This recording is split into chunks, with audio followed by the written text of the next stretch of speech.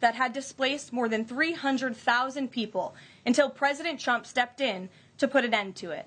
The president spoke directly on the phone with the acting Prime Minister of Thailand and the Prime Minister of Cambodia to inform both leaders that unless they brought their conflict to an end, there would be no trade discussions or agreements with the United States. Almost immediately afterward, a peace was brokered that will save thousands of lives and allowed for trade negotiations with these countries to resume, and they have. The president has now ended conflicts between Thailand and Cambodia, Israel and Iran, Rwanda and the Democratic Republic of the Congo, India and Pakistan, Serbia and Kosovo, and Egypt and Ethiopia. This means President Trump has brokered, on average, about one peace deal or ceasefire per month during his 6 months in office. It's well past time that President Trump was awarded the Nobel Peace Prize. I know the topic of Israel is on everyone's mind. I have an update from Special Envoy Steve Witkoff, who I got off the phone with this morning.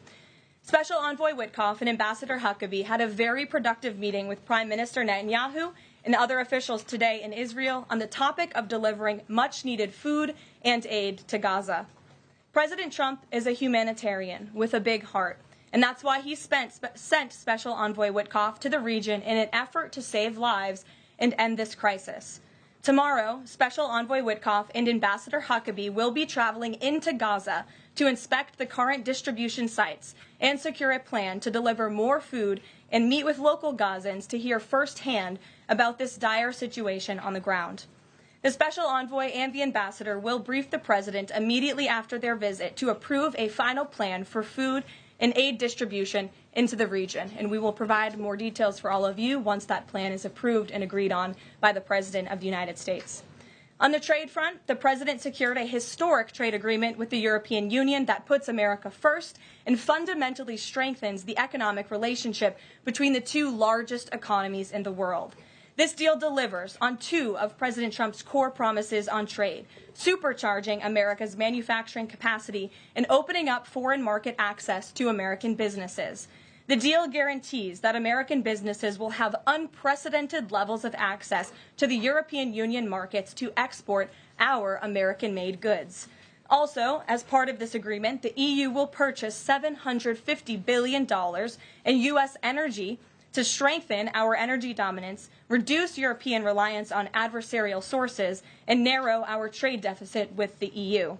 The EU will also make new investments of $60 billion in the United States, in addition to the more than $100 billion the EU companies already invest in the U.S. every year. All of these massive purchases and investments will happen by the end of 2028. What we are watching is President Trump rebuilding the greatest economy in the history of the world and simultaneously proving the so-called economic experts wrong at every turn. Media pundits said a trade deal with the EU this monumental and beneficial to America would be impossible, but President Trump made it happen. The so-called economic experts repeatedly said that the American economy would be in a recession this summer. Well, summer is here. It's almost over.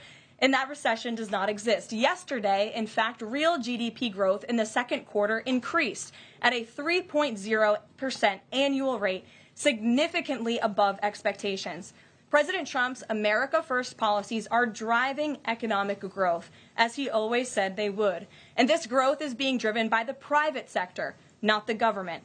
Federal government spending fell for a second straight quarter, while real business fixed investment rose by nearly 2%. Following its first quarter surge.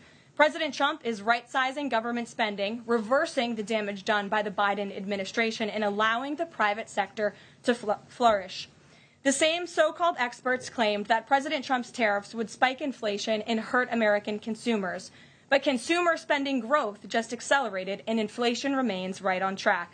For the past 5 straight months, core inflation has come in below market expectation and remains in line with the Fed's 2% inflation target. Meanwhile, customs and tariff revenues have already totaled more than $150 billion since President Trump took office, leading to the first June budget surplus in nearly a decade. Those revenues will skyrocket even further starting tomorrow when new reciprocal tariff rates take effect. President Trump is restoring America's economic sovereignty by reducing our reliance on foreign countries, boosting investment in the U.S. to the tune of trillions of dollars and creating hundreds of thousands of high-paying jobs for the American people. With America finally put first on trade and the largest middle-class tax cuts in history and other pro-growth provisions of the One Big Beautiful Bill beginning to take effect, the American economy will boom like never before over the course of the next 3.5 years, thanks to the President's vision. Finally, as you all know, the President signed an executive order earlier this year to solve the problem of exorbitant pharmaceutical pricing.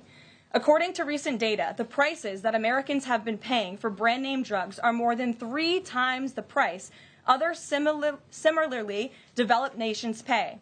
The President is determined to solve this problem and took further action today. He has signed 17 letters to pharmaceutical companies' CEOs, and I would like to read you one of these letters to the CEO of Eli Lilly. All of these letters will be provided to you following this briefing. This is to the CEO of Eli Lilly from the President of the United States. On May 12, 2025, I signed an executive order delivering most favored nation prescription drug pricing to American patients to stop global freeloading and guarantee that Americans pay the same prices enjoyed by other developed nations. Right now, brand name drugs in the United States are up to 3 times higher on average than anywhere else for the identical medicines. This unacceptable burden on hardworking American families ends with my administration. Most proposals the Trump administration has received to resolve this critical issue promised more of the same, shifting blame and requesting policy changes that would result in billions of dollars in handouts to industry. Moving forward, the only thing I will accept from drug manufacturers is a commitment that provides American families immediate relief from the vastly inflated drug prices and an end to the free ride of American innovation by European and other developed nations. Accordingly, I'm calling on Eli Lilly and Company and every manufacturer doing business in our great country to take the following actions within the next 60 days. Extend the most favored nation pricing to Medicaid, guarantee most favored nation pricing for newly launched drugs, return increased revenues abroad to American patients and taxpayers, provide for direct purchasing at most favored nation pricing. The President's team, including Secretary Kennedy and Administrator Oz, stand ready to implement these terms. The President expects to further engage with them immediately in good faith to deliver relief for American families. Make no mistake, a collaborative effort towards achieving global pricing parity would be the most effective path for companies, the government, and American patients. But if you refuse to step up, we will deploy every tool in our arsenal to protect American families from continued abusive drug pricing practices. Americans are demanding lower drug prices, and they need them today. Other nations have been freeloading on U.S. innovation for far too long, and it is time they pay their fair share. I look forward to your binding commitments to each of these goals by September 29th, 2025, and my team stands ready to assist with implementation questions. Thank you for your immediate attention to this vital national priority. Signed, President Donald J. Trump. Again, to the CEO of Eli Lilly. This letter, in its form, has been designed for each of the 17 major drug and pharmaceutical companies in the United States, and we're happy to provide you the full list. And I believe you will see all 17 letters popping on Truth Social very shortly, so you can look out for those, and I'm happy to take any further questions. Before we get to questions, I do have one other announcement from the White House and from the President. We are proud to announce that the construction of the new White House Ballroom will begin. For 150 years, presidents, administrations, and White House staff have longed for a large event space on the White House complex that can hold substantially more guests than currently allowed. President Trump has expressed his commitment to solving this problem on behalf of future administrations and the American people. The White House is one of the most beautiful and historic buildings in the world. Yet the White House is currently unable to host major functions, honoring world leaders in other countries, without having to install a large and unsightly tent approximately 100 yards away from the main building's entrance. The White House State Ballroom will be a much-needed and exquisite addition of approximately 90,000 total square feet of innately designed and carefully crafted space with a seated capacity of 650 people, which is a significant increase from the 200-person seated capacity in the East Room of the White House. In recent weeks, President Trump has held several meetings with members of the White House staff the National Park Service, the White House Military Office, and the United States Secret Service to discuss design features and planning. President Trump has chosen McCreary Architects as the lead architect, which is well known for their classical architectural design and based right here in our nation's capital. The construction team will be headed by Clark Construction, and the engineering team will be led by AECOM. The project will begin in September 2025, and it is expected to be completed long before the end of President Trump's term. President Trump and other donors have generously committed to donating the funds necessary to build this approximately $200 million structure. The United States Secret Service will provide the necessary security enhancements and modifications. The White House ballroom will be substantially separated from the main building of the White House, but at the same time, its theme and architectural heritage will be almost identical. The site of the new ballroom will be where the small, heavily changed and reconstructed East Wing currently sits. The East Wing was constructed in 1902 and has been renovated and changed many times, with a second story added in 1942. White House Chief of Staff Susie Wiles has provided the following statement. President Trump is a builder at heart and has an extraordinary eye for detail. The President and the Trump White House are fully committed to working with the appropriate organizations to preserve the special history of the White House while building a beautiful ballroom that can be enjoyed by future administrations and generations of Americans to come. In the White House, we will continue to provide the American public and all of you in the press with updates on this project at whitehouse.gov/visit. And if you go there shortly, you will be able to see renderings and visuals of what this ballroom will look like, both the exterior and the interior. I have provided some photos for all of you in the room today. This is the interior of the ballroom space. It's quite beautiful. And then this is the exterior of the ballroom space. As you can see, it will come off of the executive mansion as it sits today, and the East Wing will be modernized and renovated. We're happy to answer any further questions on that, Jennifer. Since you're so eager, I will go to you, but first, as always, I want to start with our new media seat, Ben Weingarten. Why don't you go ahead, Ben? Thank you.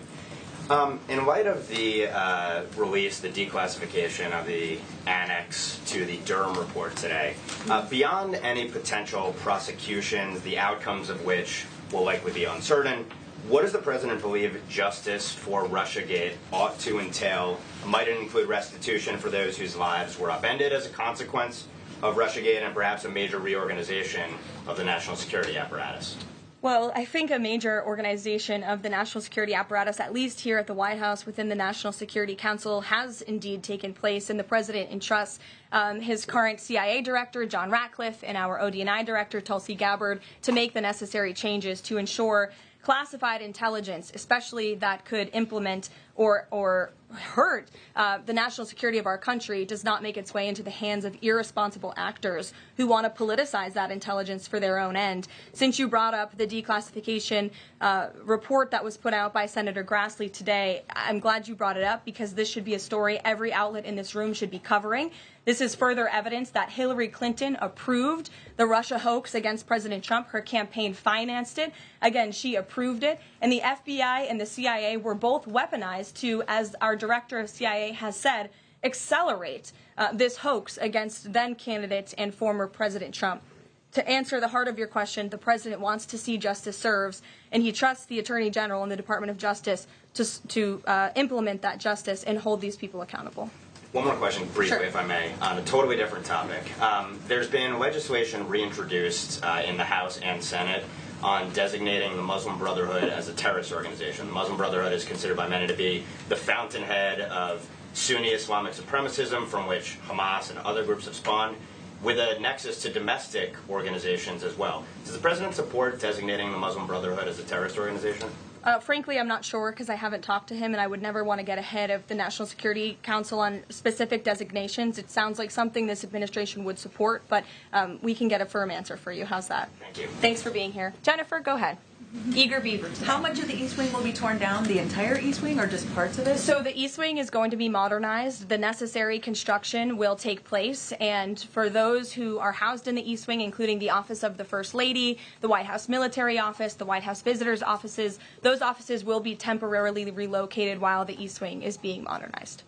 And then on Israel-Gaza, there are some reports that negotiations with Hamas might not be continuing. Did you get any updates from Steve Witkoff on that? I did. Special Envoy Witkoff is actively talking with our counterparts in Israel about that, and he wants to give some grace to the president so he can fully brief the president on what he's learning on the ground in both Israel and Gaza. But the president put out a very strong statement on Truth Social this morning, which I'm sure you saw, and he said the quickest way to end this entire conflict, the humanitarian crisis that we've seen, and the crisis in Israel that, of course, started on October 7th when Hamas brutally kidnapped and raped innocent Israelis, that terrible terrorist attack, is for Hamas to surrender, to release all of the hostages, and to end this conflict. And that's what the president wants to see. He's made that very clear. But the special envoy will be in Gaza tomorrow, as I shared with you previously. Josh. Can you give us a little more clarity on the tariff timing? You said that the reciprocals will take effect tomorrow. Yes. Does that include the new auto rates, for instance, on Japan, Korea, the EU? Is this all coming effective tomorrow? So some of the countries you just mentioned, Japan, South Korea, they have bespoke trade deals that the president cut, which, just to backtrack for a second, Josh, we promised that the president would negotiate with countries all around the world to cut tailor-made trade deals depending on those countries' challenges, how badly they've ripped off the United States of America and our manufacturing industry and our workforce in the past. And he has done that. Of our 18 major trading partners, 2/3 of those trading partners have a deal. We've sent out 17 letters to countries around the world. And the rest of those countries that either do not have a deal or have a letter, they will be hearing from this administration by the midnight deadline tonight. So yes, tomorrow, August 1st, the reciprocal rates will be going into effect. If more deals are cut between now and midnight, I will never count out the president. You've seen him do it before. He cut 3 deals in one day very recently. So we'll see what happens. I do know foreign leaders are ringing his phone, realizing this deadline is a real thing for them tomorrow, and they're bringing offers to the table. And we were reporting that the president wants to meet David Solomon of Goldman Sachs today. Can you say what they'll discuss, if anything, in that meeting? I won't discuss the president's private meetings from this podium, and it hasn't taken place yet unless he gives me liberty to do so. And finally, have you talked with the president about his position on the stock trading ban bill before Congress? He obviously had pretty loaded comments about Senator Hawley. There's some reporting that they've since spoken. What is his position on the current status of that bill? The president has spoken to Senator Hawley, who called him, and the president took that call. As the president said in the Roosevelt Room yesterday, conceptually, he of course supports the idea of ensuring that members of Congress and United States senators who are here for public service cannot enrich themselves. And the reason that this idea to put a ban on stock trading for members of Congress is even a thing is because of Nancy Pelosi. I mean, she is rightfully criticized because she makes, I think, $174,000 a year, yet she has a net worth of approximately $413 million. In 2024, Nancy Pelosi's stock portfolio, this was a fascinating statistic to me, grew 70% in 1 year in 2024, and her portfolio outperformed every single large hedge fund in that same year, and even more than doubled the returns of Warren Buffett's Berkshire Hathaway. So I think the president stands with the American people on this. He doesn't want to see people like Nancy Pelosi enriching themselves off of public service and ripping off their constituents in the process. As for the mechanics of the legislation and how it will move forward, the White House continues to be in discussions with our friends on Capitol Hill. Emily, in a new seat today. Thanks, Karoline. I wanted to ask about this report that the president wants to host a G20 meeting at Trump Durrell. How is he going to do that, considering all the preparations that have been going on in South Africa? And also, would that be seen as his businesses possibly profiting from hosting this kind of meeting? I would reject that premise entirely. We have announcements and details forthcoming on the G20, but my understanding is no firm announcement is ready to be made at this time. I did see the report, but we're not in a place to confirm it just yet. Michelle? Just on the tariffs, what are the logistics for imposing those? Does the president have to sign an executive order tonight? What's the timing of that? Yes, and he will be signing an executive order at some point this afternoon or later this evening. And as always, we'll keep you posted when that happens, and it will be released from our office. And there's some of these countries that have they all had contact with U.S. officials, or are there some countries that are going to get letters that have had no opportunity to negotiate with the United States? Well, there's a lot of countries that I know have reached out. I believe it's upwards of 200 countries around the world have reached out to the trade and tariff team.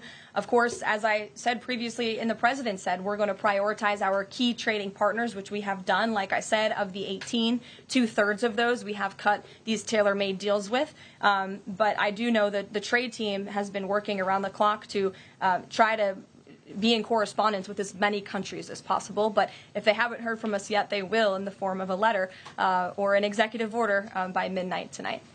We'll go to the back. Sure, go ahead. In the back left. Thank you. Amanda, yes. Thank you very much. I have a ask about the U.S. Amanda, you can go ahead. U.S. and South Korea tariff negotiations. At the tariff negotiation between South Korea and the United States concluded yesterday. President Trump stated on his SNS, Truth Social, that he would announce the specific details of the investment in the United States at the South Korea-United States summit in 2 weeks.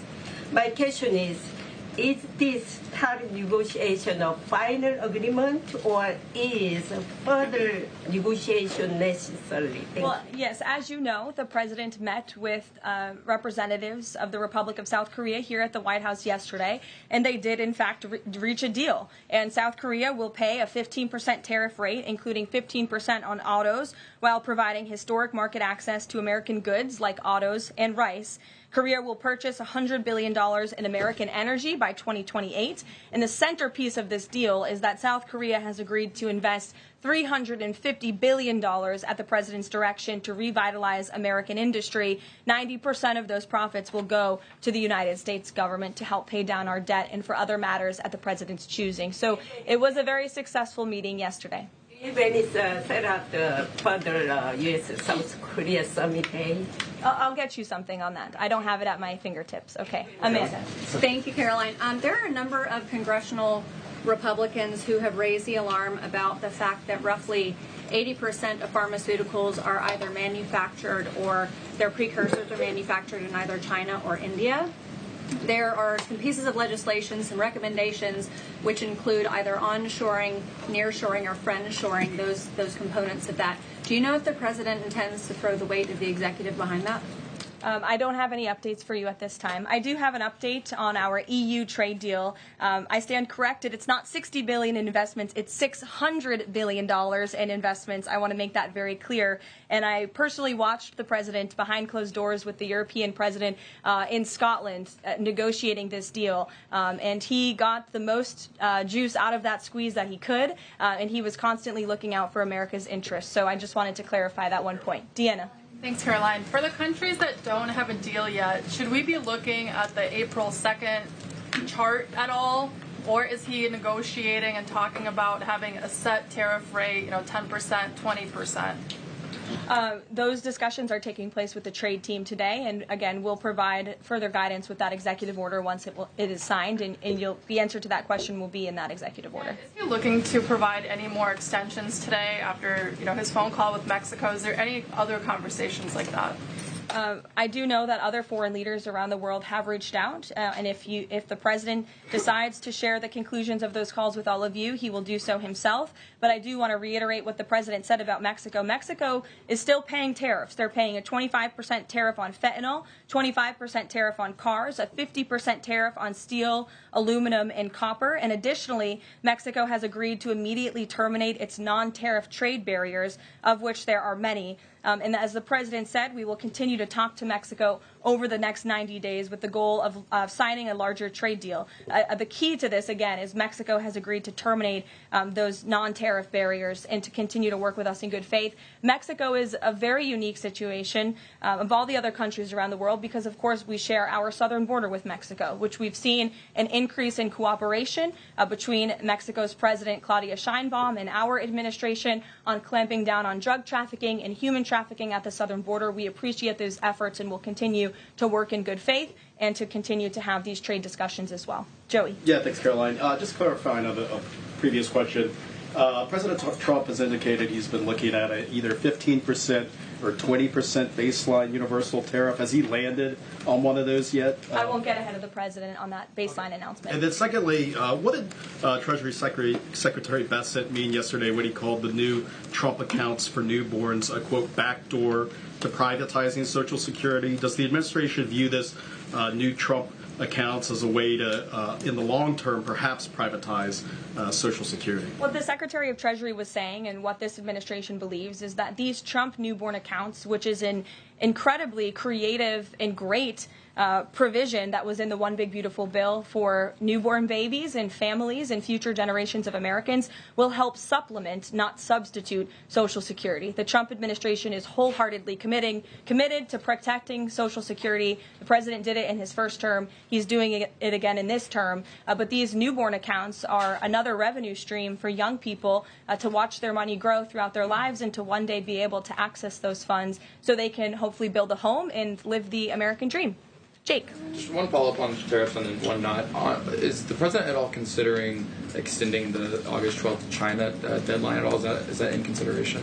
So, look, on China, you heard from the president on Air Force One when we were returning from Scotland. You've heard from the Treasury Secretary as well, Ambassador Jameson Greer. They just spent 2 days in Geneva for their third round of talks with China. And the current policy, the current trade program that we have going with China right now, as it stands, will decrease our deficit by $5 billion this year. So we are moving in the right direction when it comes to China. And Secretary Bessent and Ambassador Greer continue to be in direct communication with our Chinese counterparts. But is the deadline, is it extension on the table potentially from that August 12th deadline as it stands? I don't think so, but I'll let the Secretary of Treasury speak on that because he's leading these negotiations. Reagan, go ahead. Thanks, Karoline. There's growing frustration that more of Trump's nominees haven't been confirmed. Why does the president think Senate Republicans are so behind, and has he had any further conversations with Leader Thune about it? The president has had many conversations with his friends in the United States Senate about advancing his nominees, his judicial nominees, through this process. It is critical that we get these good attorneys in these positions so that we can end the weaponization of justice, so we can have true law and order in our country. It's unfortunate the Democrats are playing political games, but the president has made it clear to Senate Republicans they need to do everything in their power to advance the president's nominees as well. Kelly, go ahead. Karoline, thank you. 2 questions real quickly. Sure. Nigeria. Congressman Chris Smith, Republican from New Jersey, is calling upon the President of the United States to do something in terms of imposing perhaps sanctions on Nigeria for the persecution of Christians living in the northern part of Nigeria by radical Islamic groups. Has he contacted the President yet? And do you know if there's any action that the President will take? I'm not tracking a call between the president and the head of Nigeria. I know the president wholeheartedly condemns the persecution of Christians or, frankly, of people of any faith all over the world, but I don't have any updates for you in terms of sanctions in this part of the world. My second question, Karoline, deals with immigration here in America. As you know, a lot of deportation has been going on. ICE has been going after violent criminals that are here illegally, and rightly so. In the midst of that, there are some evangelical pastors who are stating that it may have gone to a point of being indiscriminate and actually getting innocent people, like members of the clergy. Has the president and has ICE looked at that to see how they can actually go after those violent criminals, but also make sure that members of the clergy are still not being deported? Well, look, the administration has always maintained the position that anyone who illegally crosses our nation's borders is subject to deportation. That's just the law of the land, and we must be a nation that enforces our laws. But the priority from ICE, of course, is to deport, detain, arrest, and remove violent illegal aliens and criminals from our country. And they have been doing that at the rate of thousands of illegal violent criminals every single week, especially in Democrat-run sanctuary cities where these illegal violent criminals have been given a safe haven and have essentially been immune from our nation's laws under the previous administration. That's not happening anymore because of this president and Secretary Noem in the Department of Homeland Security. And we are going to be a nation of laws. And as we've said repeatedly, if If you came here illegally, you are subject to deportation, but the priority are those public safety threats that we must remove from our communities. Thank you so much, Caroline. Two questions. So what Hamas hardness its position and Israel provides aid? Do you have any new information on the hostages that need aid too? And second question, we heard President Trump criticize President Macron and Prime Minister Starmer for their statement about recognizing a Palestinian state. What is the president's position on recognizing a Palestinian state? And will he recognize Israeli sovereignty in Judea and Samaria? I can answer both of those questions for you. On the second question about a Palestinian state, the president expressed his displeasure and his disagreement with the leaders of France, the United Kingdom, and Canada. He feels as though that's rewarding Hamas at a time where Hamas is the true impediment to a ceasefire and to the release of all of the hostages. So to your first question, the president wants to see all of the hostages released. He cares deeply about this. He has met with many of the former hostages, many of the families of those who have loved ones who are still being held hostage in Gaza. I have met with them too. It is absolutely devastating what these poor people have been through, and the president is always thinking about them, and that's why he's designated his special envoy, Steve Witkoff, who's doing a tremendous job to release the hostages and to end this conflict. But the president has always said the last remaining hostages, now there are 20 living hostages in Gaza, will always be the hardest because Hamas is unfortunately using these innocent people as bargaining chips. But nevertheless, we are committed to seeing this come to an end. Elizabeth. Thanks, Caroline. Part of the settlement with Brown prohibits it from performing transgender procedures or prescribing hormone, puberty blockers, that type of thing. Will eliminating these types of procedures be a priority for the Trump administration in negotiations with other universities? I can tell you that ending the chemical castration of children in our country is a priority of this administration. We've talked to many of these universities about it, but the president has also taken very strong action to cut off the funding for any medical institution in this country that provides those barbaric procedures. The Brown University agreement, since you brought it up, is yet another win to root out anti-Semitic behavior on our nation's college campuses and unlawful racial discrimination. Brown has agreed to no longer allow unlawful racial discrimination in admissions or university programming. They have agreed to provide access to all relevant data and information to rigorously assess compliance with its commitment to merit-based admissions, and they will pay $50 million over 10 years to state workforce development organizations that comply with anti-discrimination laws, supporting regional economic growth and career opportunities. Brown will also adopt the definitions of male and female from President Trump's executive order, defending women and gender ideology extremism for women's sports, programming, facilities, and housing. Brown will no longer perform gender reassignment surgeries on minors or prescribe them puberty blockers or cross-sex hormones.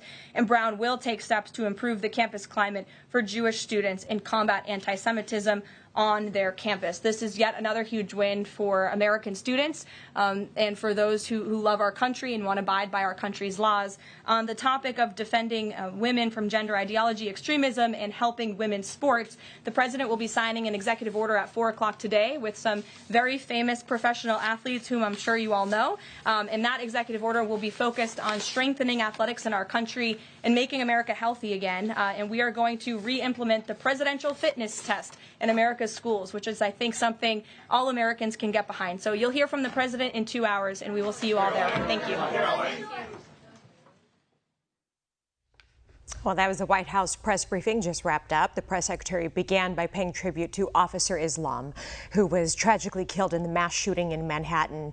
And then she highlighted the president's recent working visit to Scotland. She said it resulted in what she described as the most impactful trade deal in the U.S. and included a major peace breakthrough in Asia, a ceasefire between Thailand and Cambodia. The president has also helped advance peace efforts and facilitate peace talks in several global hotspots, including Serbia and Kosovo, Rwanda and the Congo, India and Pakistan, Egypt and Ethiopia. These are all long-running and underreported bloody conflicts. And of course, the conflict in Israel between Israel and Iran, he helped broker a ceasefire. She said the president disagrees with European leaders recognizing Palestine as a state, saying it risks legitimizing Hamas. While this stance won't stop those countries from moving forward. On the economic front, the EU has agreed to purchase $750 billion in U.S. energy. The deal also includes massive European investments in the U.S. The press secretary emphasized that the president is proving economic experts wrong at every turn. GDP is growing. The federal government spending has fallen. Consumer spending is up. Core inflation has come in at expectations, and tariff revenue has generated billions. And to address the pharmaceutical pricing here in the U.S., the president signed 17 letters to major pharmaceutical CEOs demanding they charge Americans the same prices offered to other countries, pointing out that some U.S. medications cost 3 times more, while other foreign nations freeload off the American taxpayer. She also announced that the president is adding a ballroom to the White House's One America News Network, your source for credible, honest, unbiased reporting from around the world, has just launched a live, 24/7, 365 days a year, uninterrupted cable feed on YouTube. And it's only $5.99 per month. Now you can watch One America News Network live, anytime, anywhere in the world. Go to our YouTube page and click here to become a member today. One America